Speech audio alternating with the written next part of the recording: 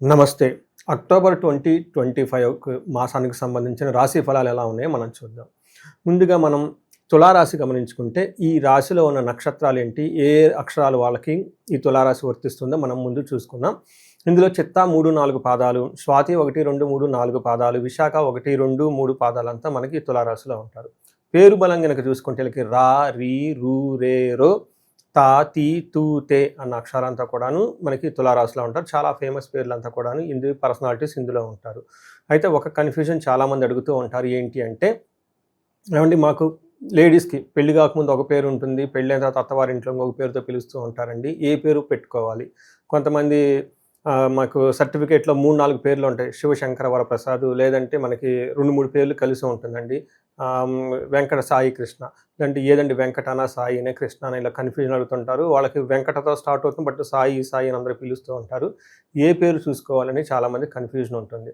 ఇలా మనకి శాస్త్రంలో చాలా క్లీన్‌గా చెప్పారు. ఎక్కువగా మీరు ఏ పేరుతో బయట ప్రపంచానికి పరిచయమో ఆ పేరుని ఎక్కువగా పెట్టుకోవాలి. అంటే ఎక్కువగా ఒక 10 మంది మిమ్మల్ని పిలుస్తుంటే అందులో ఎక్కువ మంది ఏ పేరుతో పిలుస్తారో ఆ పేరును మాత్రమే మీరు తీసుకోవాలి. అందులో ఫస్ట్ పేరు మాత్రమే మీకు అప్లై అవుతుంది. ఇది గమనించుకోవాలి. అయితే తులారాశికు మనకి అక్టోబర్ మాసంలో చూసుకుంటే ఇది చాలా చాలా విశిష్టత గల మాసం, ముఖ్యమైన మాసం. ఎందుకంటే ఇందులో దసరా నుంచి దీపావళికి అన్ని పవిత్రమైన రోజులు ఉంటాయి. ఈ దసరాలో మనకి ఉన్న నెగెటివ్ ఎనర్జీ అంతా బయటికి పోవటానికి 9 రాత్రులు మనకి నవరాత్రులుగా మా అమ్మవారిని కొలుస్తూ ఉంటాము. అంతేకాకుండా ఈ 9 రాత్రులు ఎవరైతే చక్కగా చేసుకుంటూ ఉంటారో నవగ్రహాల్లో ఉన్న దోషాలు కూడా పోతాయి అని చెప్తారు. లాస్ట్ రోజు విజయదశమి, అక్కడ నుంచి మనకి దీపావళి వరకు ఉండే రోజులు చాలా పవిత్రమైన రోజులు. ఇవి ధనానికి సంబంధించిన ఎంతో విశిష్టత కలది. అందుకని ధనత్రయోదశి, చతుర్దశి, అమావాస్య, పాడ్యమి ఇవన్నీ అమ్మవారిని చక్కగా కొలుస్తారు. లక్ష్మీదేవిని, లక్ష్మీ కటాక్షం మీకు ఇన్వోక్ అవ్వటానికి. ఈ టైంలో మీరు గమనించుకుంటే తులారాశి వాళ్ళకి ఎలా ఉందో మనం ఫస్ట్ చూద్దాం. ఆ తర్వాత పరిహారాలు ఏంటో చూద్దాం. తులారాశి కనుక గమనించుకుంటే ఈ మాసం, అక్టోబర్ మాసం కొంచెం క్రిటికల్గా ఉండే మాసం, ఇబ్బంది పరంగా ఉండే మాసం అని మీరు గమనించుకోవాలి. అయితే లక్కీగా ఇదే టైంలో మీరు న్యాచురల్గా ఉండే రెమెడీస్ పండుగలు చేసుకుంటే ఆ తీవ్రత చాలా తగ్గే అవకాశం ఎక్కువ ఉంటుంది. ఇందులో మీరు గమనించుకుంటే 3 గ్రహాలు మారుతూ ఉన్నాయండి. ఈ 3 గ్రహాలు కూడాను మ్యాక్సిమం మీకు ఫస్ట్ జన్మస్థానంలోను, జన్మరాశిలోను, దానికి ముందు ఉన్న రాశిలో 12వ స్థానంలో ఎక్కువ ఉన్నాయన్నమాట. జన్మరాశిలో సూర్యుడు, కుజుడు ఉండటంతో, బుధుడు కూడా ఉండటంతో ఇది అంత మంచి పొజిషన్ కాదు. ఇబ్బంది కలిగించే పరిస్థితి అని మనం తెలుసుకోవాలి. వీటితో పాటు శుక్రుడు 12వ స్థానంలో ఉండటం కూడా ఇది కూడా మంచిది కాదు అని చెప్తారు. ఈ 4తో పాటు మీకు సహజంగా శని అనుకూలంగా ఉన్నారు. ఈ రాశి వాళ్ళకి కార్యజయం వస్తూ ఉంటుంది. అయితే ఈ టైంలో విపరీత వేద వల్ల శని ఇచ్చే యొక్క మంచి ఫలితాలు కూడాను మీరు పోయే అవకాశం ఎక్కువగా ఉండి, తద్వారా వర్క్ విషయంలోనూ, ప్రొఫెషన్లో చాలామందికి ఇబ్బంది కలిగే అవకాశం ఉంటుంది. ఫస్ట్ మనకి లఘు గోచారం, సూక్ష్మ గోచారం అన్న కాన్సెప్ట్ కనుక మనం చూసుకుంటే, ఇందులో మనకి మహర్షులు ఏం చెప్తారంటే 4 పాయింట్లు చెప్తారు. స్థాననాశనం, శత్రుపీఠం, అర్ధక్షయం, అర్ధప్రాప్తిం అని చెప్తారు. అంటే స్థాననాశనం, మీ యొక్క జాబులు కోల్పోయే అవకాశం ఎక్కువగా ఉంటుంది. లేదంటే మీ సమాజంలో మీ యొక్క పరిస్థితి, స్టేటస్ తగ్గిపోయే అవకాశం ఎక్కువగా ఉంటుంది. దీంతో పాటు విపరీతంగా శత్రుపీడలు వచ్చి మిమ్మల్ని అన్ని విధాల చుట్టుముట్టి ఇబ్బంది పెట్టే అవకాశం కూడా ఎక్కువగా ఉంటుంది. అయితే దీనితో పాటు ధనం ఈ క్రమంలో మీరు కోల్పోయే అవకాశం కూడా ఉంటుంది. కానీ రావాల్సిన ధనం మీకు రాకింద ఇబ్బంది పెడుతూ ఉంటారు. పనులు అప్పటిదాకా చకచక అయ్యే పనులన్నీ ముందుకెళ్లకుండా ఒక స్టాగ్నేటెడ్, సందిగ్ధతగా ఉండే పీరియడ్లో మీరు ఉండే అవకాశం ఎక్కువగా ఉంటుంది. ఇది గమనించుకొని చక్కగా ఈ మంత్ని ప్లాన్ చేసుకోండి. ఎక్కువ ఇన్వెస్ట్మెంట్లు పెట్టుకోవటం, కొత్త వాళ్ళని నమ్మటం, తర్వాత అగ్రెసివ్గా ఉండటం, ఇలాంటి వాటన్నిటికి కొంచెం దూరంగా ఉండి, ఆధ్యాత్మికంగా ఉండి, ఏదైనా జరిగినా కానీ రియాక్ట్ అవ్వకుండా కామ్గా ఉంటే ఈ టైం అనేది మీరు పాస్ చేయండి. ఈ యొక్క టైం ఆధ్యాత్మికంగా ఉండండి అనేదానికి మీరు చెప్పుకోవచ్చు. మనకి మహర్షులు ఏం చెప్తారంటే, సూర్యుడు మీకు ఫస్ట్ హౌస్లో ఉన్నారు.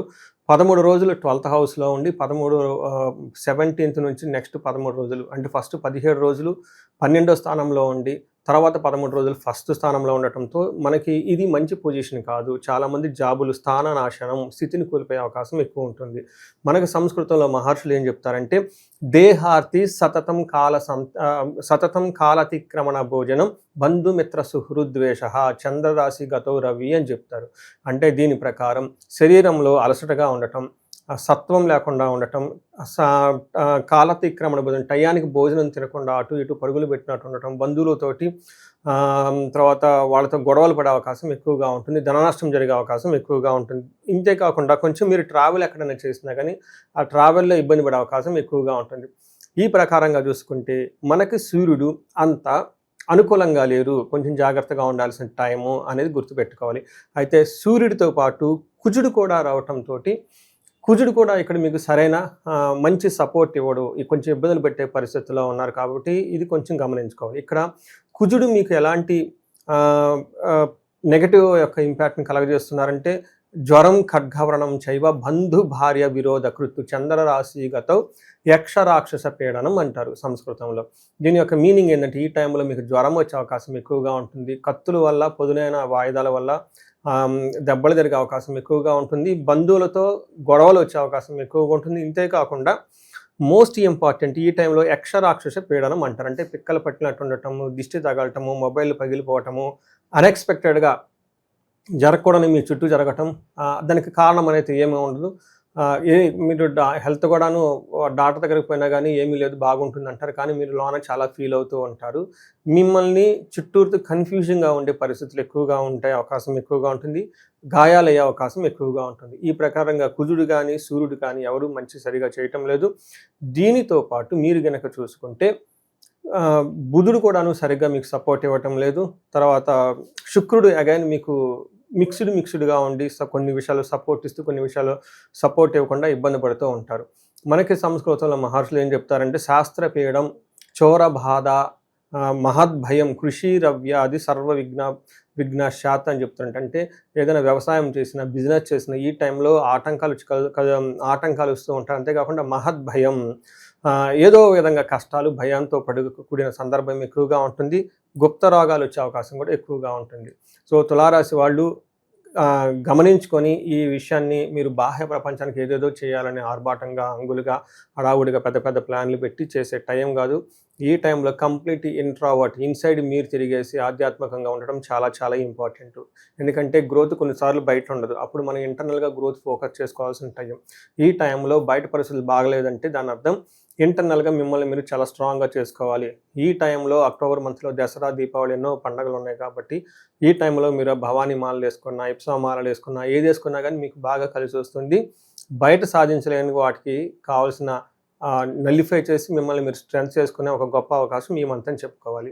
మనకి ఇదే టైంలో అంగగోచారం అనే ఒక కాన్సెప్ట్ మహర్షులు ఇచ్చారు. ఇందులో నక్షత్రం ప్రకారం కూడా మనకు ఫర్దర్ డీటెయిల్స్ అనేది డిస్కస్ చేసుకోవచ్చు, మాట్లాడుకోవచ్చు. దాని ద్వారా మనకు కొన్ని క్లూస్ వస్తుంది, ఎలా ఉంటుంది, పాజిటివ్గా ఉంటుందా, నెగిటివ్గా ఉంటుంది అనేది.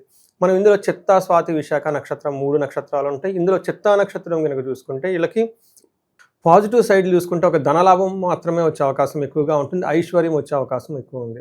అయితే నెగటివ్ సైడ్ కనుక చూసుకుంటే వీళ్ళకి మరణము, కలహము, నాశనము, మృత్యుభయము చూపిస్తూ ఉంటుంది. కొంచెం జాగ్రత్తగా ఉండాలి. మీరు ఇప్పటిదాకా ఏదైనా కనుక ఒక పెద్ద ప్లానింగ్లో చేస్తూ ఉంటాయి, ఈ టైంలో ఆ వర్క్ ఎంతటితో ఆగిపోయి ముందుకు పోని పరిస్థితి ఉంటుంది.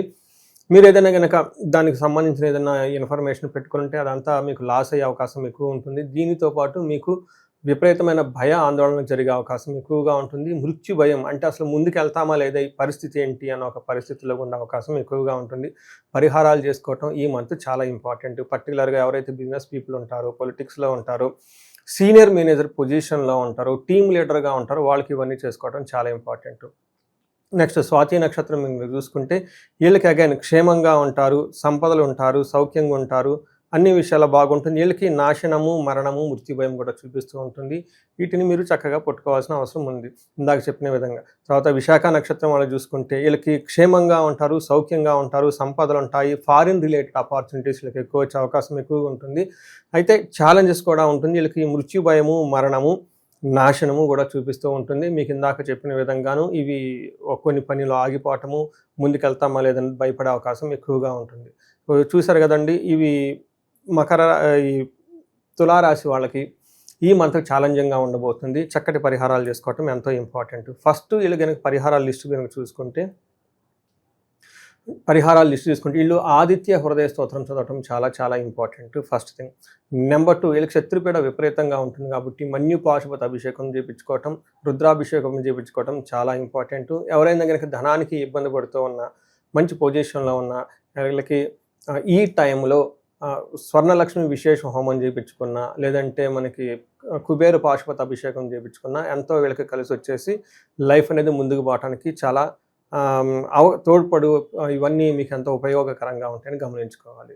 సో ఈ రాశి వాళ్ళకి తాత్కాలికంగా ఇబ్బందులు ఉన్నా ఓవరాల్గా తులారాశి వాళ్ళకి అంతా బాగుంది కాబట్టి ఇక ముందంతా మీరు చక్కగా ఉండాలని చెప్పేసి, అష్టైశ్వర్యాలు మీకు కలగాలని, భోగభాగ్యాలు మీకు కలగాలని చెప్పేసి కోరుకుంటున్నాను.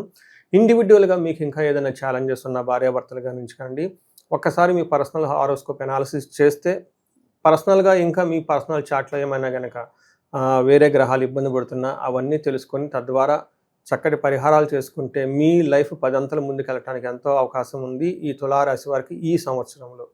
సో చూసారు కదా, ఏమైనా డౌట్ ఉంటే కనుక కింద కనిపిస్తున్న నెంబర్ని నాకు కాల్ చేయగలరు. నమస్తే.